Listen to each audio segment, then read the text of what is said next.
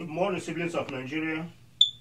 Without missing words, I must say that Igbo lives and sometimes Christian lives have been priced so cheap the past 2 years under the Buhari administration. It is so apparent that there are those who are so impatient to shoot Igbos, be they the youths or the adults. 150 Igbo youths, including a 14-year-old girl, killed within the past 2 years, do not prick the conscience of a nation that the nation's law enforcement is sending out strong messages of intent to possibly kill and arrest more. This reckless, tough-talking coming from law enforcement and the army is an affront on all Igbos. It goes beyond insult. It is crime against humanity. It is an ugly and painful reminder of the millions of Igbo lives killed elsewhere in the North and the Civil War. Nigeria's law enforcement and security agencies have shown clear restraint in other regions of the nation but the East, even in places where some of their police officers and other officers are being gunned down. The willingness to kill Igbos is part of an elaborate conspiracy to humiliate and degrade from all angles any seeming concentration of Igbo power. Igbos might be docile now, but they are keeping tab of the death of their youths for a day of reckoning. People and the government should not be telling Igbos to stay in a nation where their lives do not matter and where they are treated with suspicion, marginalized, and even challenged over issues that clearly violate their civil liberties and unprovoked. Is it that we do not have any intelligent men and women in government and in these forces who understand that no one should ban any kind of assembly, any kind of protest in a free and democratic society? The statements coming from both the army and the police top hierarchy demonstrate that they are ready to violate these Igbo youths with recklessness. They have deliberately put themselves on the collision course with their fellow Nigerians who are simply celebrating their civil liberties. This is all that it is, civil liberties. The police or the army should respect our citizens' rights by keeping their distance on the 30th of May. And Masab and IPOD should equally act lawfully and not impose any of their wishes on other Igbos. These are not new assemblies. They should not be so thoroughly criminalized.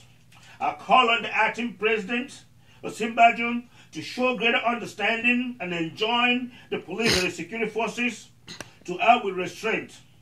And let us have a bloodless peace protest this year.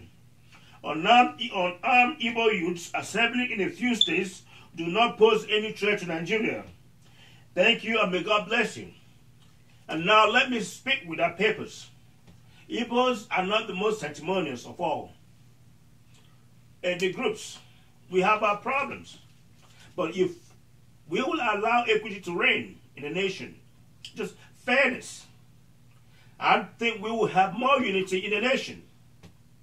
Time and time again, the past 2 years, this present government has shown its disregard for the 5%. And we have not forgotten the 5% that some Igbo leaders are being used to exploit, to abuse the 5%.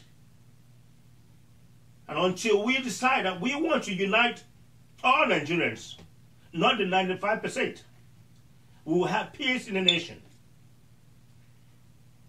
It's quite a tragedy.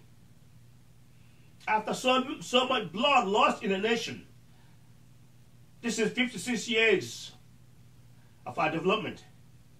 And time again, it's only the same people that we see their blood being spilled on the streets of Nigeria. When will this ever end? How long are we going to pay this price? Why should the unity of Nigeria depend on the blood of Igbos? Why should the unity of Nigeria depend on the blood of Igbos? And why must we have a security force unable to deter Boko Haram to the point that Boko Haram approached the barracks and killed soldiers? Boko Haram invaded schools. And in Niger Delta, we had individuals sabotage our economic machines. And we do not see this kind of massacre. But yet, at each point, these are not Igbo leaders. These are not Igbo elders. These are Igbo youths raising their voices, unarmed. And we see a pogrom, a mayhem, massacre. President Osinbajo, you are acting in place of President Buhari. Show a greater understanding. It's your legacy now. Think about how you'll be remembered in history. Thank you, and may God bless you.